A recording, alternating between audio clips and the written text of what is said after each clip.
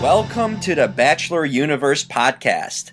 I am your host, Jim Alexander, and today we are talking about the finale of The Bachelor. Who will Ben choose, Lauren B. or JoJo? That is the big question, and that is what happened on the show. So let's take a look from the beginning. Also, there will be an announcement of the next Bachelorette on the After the Final Rose finale show. And that will start up the Bachelorette season, and we will know already who is the Bachelorette.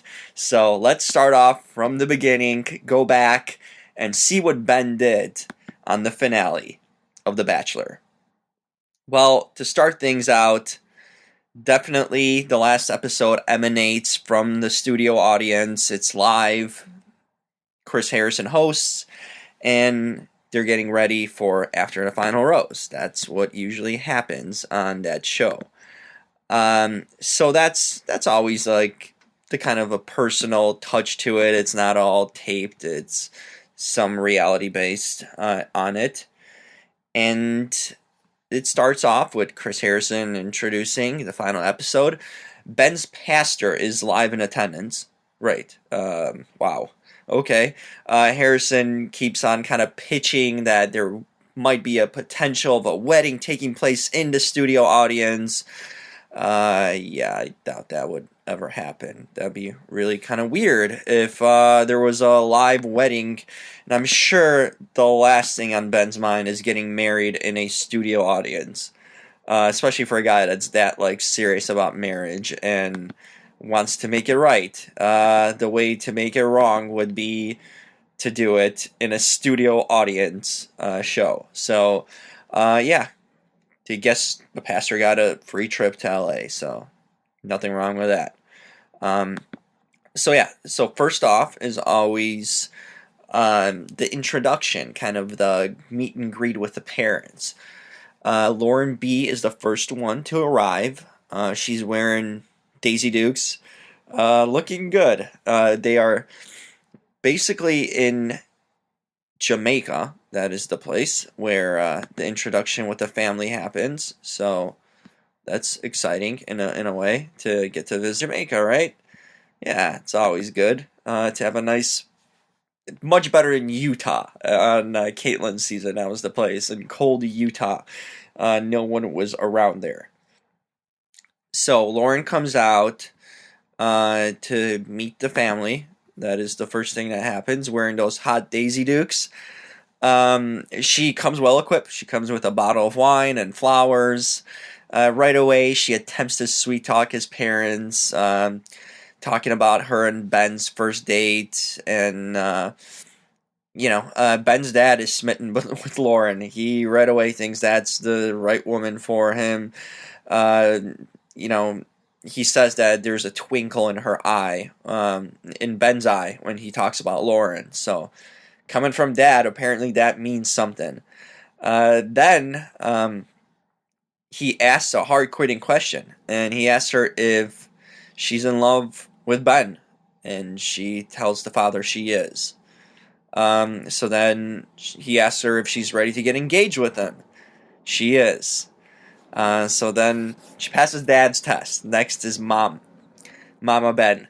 So Lauren's gleaming how perfect Ben is. And Mom tells her we will talk about that later. Wink, wink.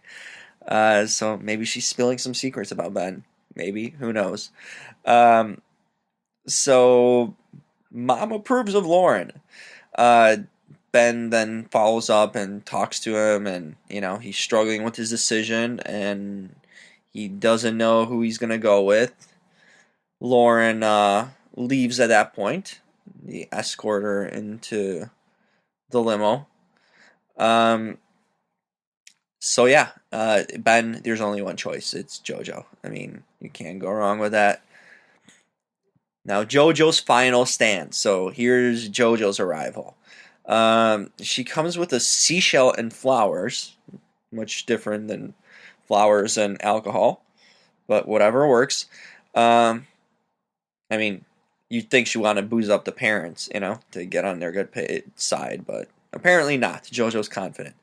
Uh, so Ben is now going to introduce JoJo to his family.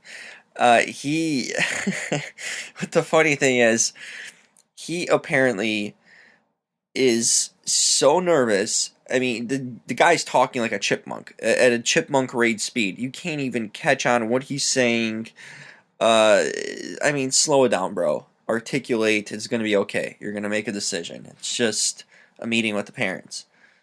Um, so Ben's father kind of starts talking about a bar that Lauren set, some imaginary bar, apparently. But as soon as he sees JoJo in that hot dress, there is no bar, and especially an imaginary one, that can stop that. So there you go. So first thing Dave, which is Ben's father, asks her is, what is it about Ben? Which is a good question. So she promises that to Dave that there won't be a day that Ben won't know that she loves him. So basically a guarantee of constantly reinforcing him that she loves him. We'll see after a few weeks if that works. So then she sits down with Ben's mom. JoJo tells her that she never expected to hear him say that he loves her, which she kind of went against the grain and said that before the finale. And it was the best moment of her life. So I wonder if Chad thinks that. JoJo, your ex. I don't know how much truth there's to it, but we'll take it for her word. So mom says that she can see basically how JoJo makes him feel safe, and she will take care of him. And she said for her that it felt different for the mother, seeing JoJo and talking to her. So whatever that means, I guess it's clear who she favors. So JoJo then talks to Ben, and she asks him about a proposal and if that would be something he would do with the woman he picks, which he confirms to her. And that's it for JoJo. She's driven away in a SUV, and yeah, she's a million times more sure about Ben and her now, apparently. But the big takeaway is just Ben's sweat. I mean, sweat is drenching his navy blue shirt. He is sweating, I mean, beyond belief. Get this man a new shirt, please. Come on, production. Like, can't have this sweating man be on TV like that. So Ben goes back to chat with his parents. They obviously provide him some words of wisdom. Both ladies will say yes to the proposal, is a takeaway from the parents. Ben acknowledges that he knows that. Wow, quick learner there. So thanks for nothing, Dad, on that big reveal. I mean, let's just hope David, his dad, has never been an investigator or anything, because he wouldn't be very good at it. Fail. It's a fail, Dave. So the parents approve both women. So there you go. Thanks for nothing, Mom and Dad. You really helped this guy make a decision. So no decisions being made even closer at this point. So now the final impressions. So Ben gets to get individual solo dates kind of before the decision with these women. Once again, Lauren's up first. He picks her up and they go head out to a boat ride. Again, which is like the 20th time this season Ben's been on a boat ride with someone, especially with her. I mean, like, seriously, this guy's had more boat rides this season than a freaking sailor. So Ben announces that he hasn't slept all night, so zombie alert for all of you. The coolest part of this boat ride is the design of the boat. I mean, the area where they were hanging out kind of resembled like a giant hammock which is cool in a sense. Um, and it's not like a fancy yacht. We're just talking like a boat with like paddle almost, more of a paddle boat than a yacht. Um, so another takeaway is Lauren unveils her hot pink killer bikini bathing suit when they get released on the beach.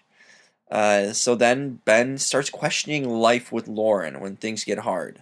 Uh-oh. So not focusing on the bikini, so now you're going for the straight serious stuff. Okay, so next up, after the whole beach thing, they have a hotel room visit.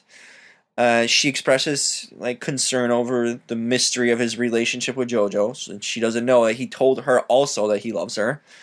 But she tells him that she's ready to spend her life with him, and truly never was more sure about anything in her life than him. So there you go. During her little confessional, she mentions being worried about Ben falling in love with JoJo and not knowing their connection, which seems to be a big issue for Lauren. So before JoJo arrives for her date, Ben is figuring out how he must make the final decision. He had this ultimate love at first sight connection with Lauren, evident from the first episode. But every moment with JoJo has made him feel better. So her demeanor allows him to kind of be himself. So Ben is going to pray for clarity. So hopefully that helps. So there is the fun and exciting JoJo. She's ready for her date now. Ben picks her up in a Jeep. Apparently they drive on an opposite side in Jamaica. That's my takeaway. Who knew? There's like some crazy Jamaican greeter running after their car. I don't know if he's like running after, like trying to get a donation from them or whatnot, but it looked weird. But Ben keeps on driving through the forest pathways, and so bold of him. So there you go. So Ben, speaking of bold, he's driving one-handed and, decides it's safe to kiss and hold JoJo's hand while driving. So I don't know how he gets away with that in Jamaica when you can't even hold a cell phone in the U.S. while driving. So that's unreal. So there you go. Ben and JoJo discover a lagoon. JoJo now gets to expose her bikini. Of course, she needs to show off all her hotness. And they both jump under a waterfall. So then they start having a conversation about real life and after the show and how they will make it work. And honestly, all I'm thinking about is how damn hot JoJo looks in that bikini and showing all that boobage. JoJo reveals that she's scared to lose him. And, after that bikini display, I don't know how one would be worried about losing her after that. I think that's money in the bank right there. But she just can't get over the fact that how scared she is over that fact. So later on, of course, they have their hotel room discussion. And Ben tells her you can't find a concern over JoJo. And JoJo doesn't really seem pleased with that answer. So Ben drags her to the bathroom with him. Go figure. I don't get that. But apparently they're sitting on a bathroom floor having a deep conversation about life. So that is one of those snippets that were shown in the teaser for the season. It's them sitting in a shower and talking. So this is the moment. Apparently it's not that huge. But this is where Ben, well, it's kind of huge for her. He reveals that he fell in love with Lauren, and he admits to telling her that he loves her. So there you go, honest Ben. I don't know if the bathroom floor in the shower might have been the best moment for that, but JoJo clearly doesn't feel special anymore. She's confused. And girl, you're not the only one. Ben is a lost man, as he says. So that's it for their date. Doesn't end on the best note. So then Ben wakes up next morning, and as soon as he wakes up, like legitimately, this Neil guy, Neil Lane, Diamond guy, is like right there, like at the door. Wow, creepy. So an overeager Neil is like basically jumping on Ben's throat, trying to get him to talk about the women he's going to propose to. Ben clearly looks underwhelmed and stressed. And Neil Lane, Neil Lane kind of reminds me of a Joker. Like he's just so like creepy, like in a sense, with his like over exuberance and talking about marriage rings. It just, I don't get it. But Ben kind of tries to describe to him how JoJo's just easy. Not sure what that means, but I'm guessing he means easy to be around and their interaction. Hopefully not the other way. So Lauren, he doesn't know what life is going to be when it gets hard with. So it seems like he's favoring one girl right now, and that would be JoJo. So Ben kind of looks at the ring, and out of nowhere, he decides who the woman he's going to pick. Well, that took a while. I guess Neil the Joker gave him a moment of clarity. So there you go. Should have gotten him on the show faster. So this is now the big decision time. This is where it all comes down to who is Ben going to pick and end up with. Lauren is first. Being shown, that is, not come and see him. She's wearing a slim-fitted navy blue dress, looking good. And JoJo's wearing the hottest wedding ceremony dress ever. Pink with a ton of cleavage. I mean, I just can't help it anymore. Just unfair how ridiculously sexy she is. I don't know how this is a hard decision then. So then we go to commercial. Back from it, Chris Harrison keeps on teasing this live marriage that's going to happen in this small television studio. Just stop, Chris. We know this is not going to happen. No one is going to marry in a small studio. At least get a legitimate big studio. Then maybe we can talk. But back to Ben. He is physically sick, and he actually looks like it. He loves somebody more, so who comes out of the chopper first? It's Smoking Hot JoJo, who is, and then Ben's like hiding out somewhere behind a tree, so nowhere to be found. That's why Chris Harrison has to escort her all the way to him. So there they are. The first interaction usually means death knell. That is not good. Usually means you are going home and not staying. So JoJo was just hoping for her fairy tale story, love story to be complete. We're about to find out. It doesn't look promising because you're first. JoJo walks up to him and basically is giving him a version of her wedding vows, and she just can't stop talking, and he's silent, so not a good sign. As they hold hands, Ben tells her that he's found love with someone, but it's not with her. He's found it with her, but he's found it more with someone else. Ouch. So there we go. JoJo no more. Now, JoJo's the one that looks visibly sickened for obvious reasons, and she right away tells him that she's been blindsided and how awkward the moment is, which is true. So then Ben tells her that he doesn't deserve her, which is kind of like a nice guy cop-out way out. So as she drives away, she says that she was blindsided and she's heartbroken. So JoJo wasn't having much of it. She kind of fled immediately to the limo. She does say that she didn't want to see him cry and that she can't hate him. And she wants someone that she can count on, though. So that's not you, Ben. The shot of the live audience is classic. People are like giving golf claps. I don't know what they're clapping for. They don't even know why they're clapping, probably. So great audience control, Chris Harrison. So then Ben talks about loving Lauren with all his heart. So JoJo's gone out of the picture, and it's a love he can't lose. So what does he do? He calls someone. That big phone call that they were teasing all season long on the wedding ceremony, he calls someone. Well, he's calling Mr. Bushnell, which is not JoJo's, Lauren B's father. So I don't know why he's calling him, but he basically tells him that he will make his daughter the happiest girl forever, and asks him for the family's blessing for Lauren's hand in marriage. This is kind of like the NFL draft, when the draft picks get like the phone call from the team GM, like, hey, you are not on the clock anymore. We are going to select you. And then the announcement comes moments later when Goodell announces that they've been drafted. So this is like the fair warning of, hey, the blessing of being selected. So there you go. Mr. Bushnell, your daughter's being selected number 1 by Ben in the 2016 Bachelor draft.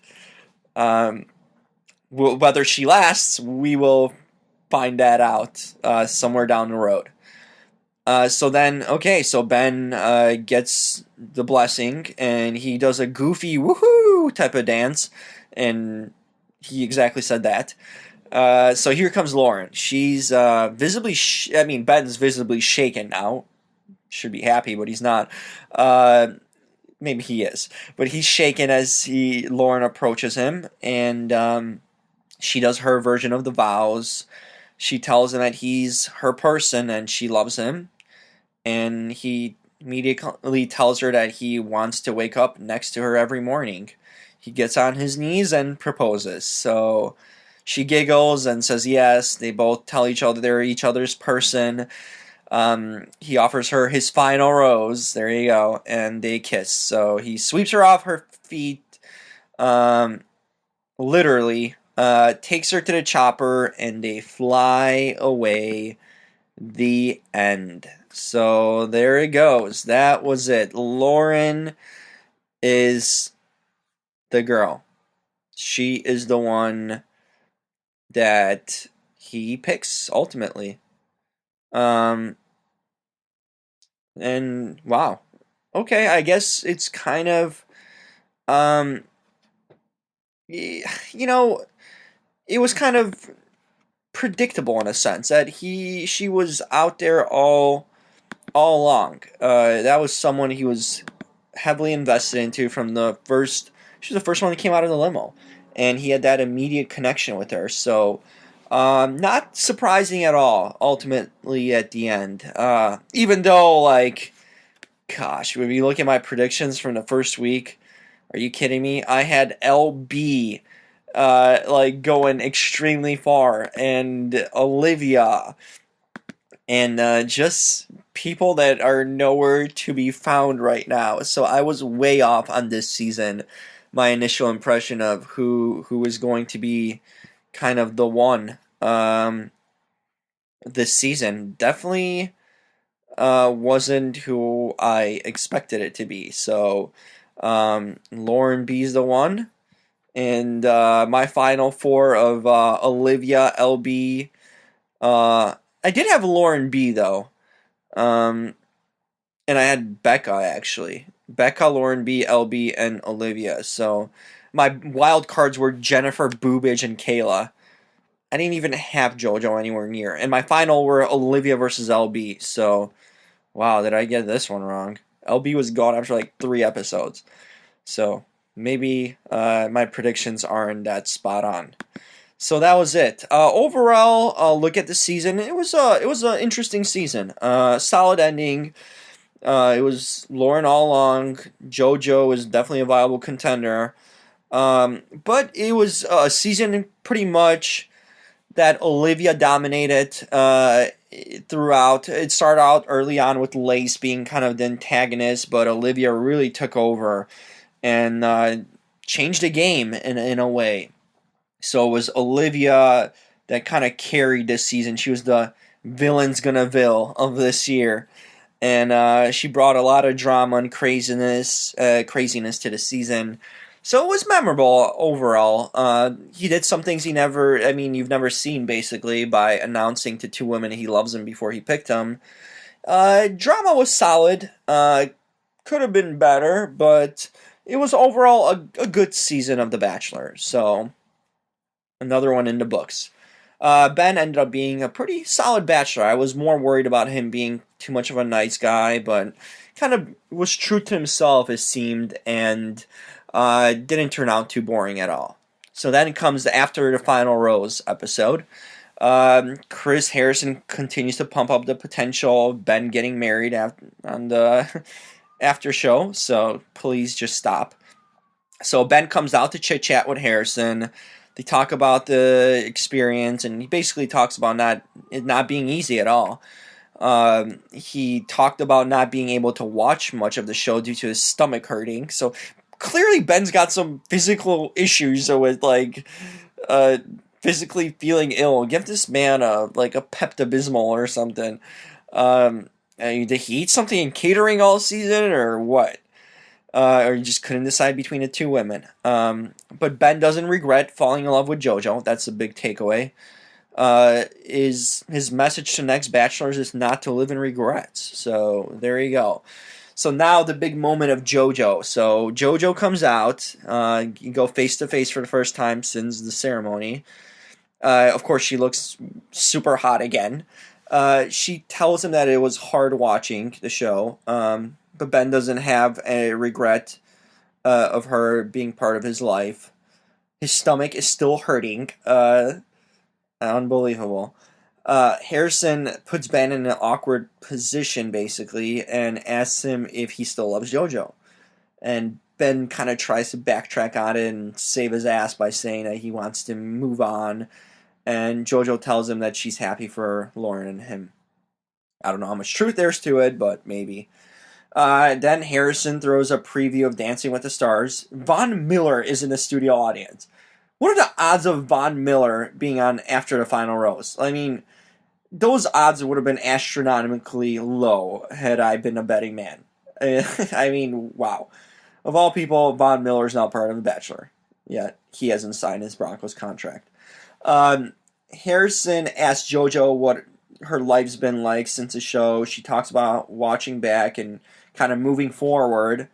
Ben is staring at JoJo uncontrollably at this point. Second guessing, maybe? I'd say so. She asks him what the deciding factor was during the final decision to let her go, and Ben says he couldn't picture his life without Lauren. So JoJo reiterates that she's happy for Ben and JoJo and Lauren, and not JoJo, and mentions kind of about just moving on from him.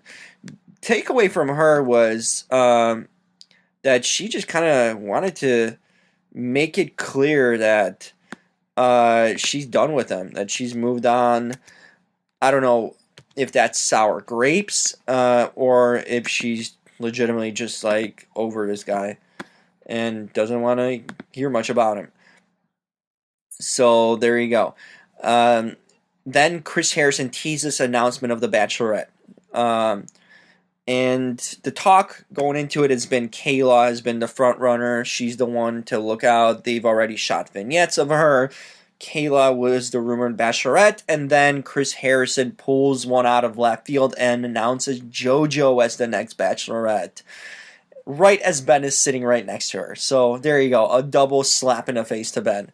Ben follows with an awkward hand clap. Kind of like those golf claps that we've seen earlier from the crowd. So yeah, wait to stick it to your bud, Harrison. Good job. So now, Ben, do you have second thoughts? I think maybe so. But Ben just basically tells Harrison that JoJo's well-deserving and she's going to be great. So, there we go. So, JoJo escorted, not an escort, just escorted off the stage. Big difference there.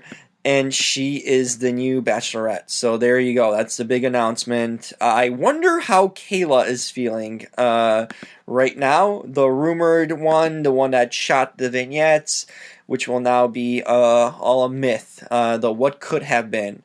And honestly, that's a really good move bringing JoJo. Not only is she smoking hot, she's a fan favorite. And Kayla just would have been boring. I don't know how the fans would have taken to Kayla. That would not have been that exciting.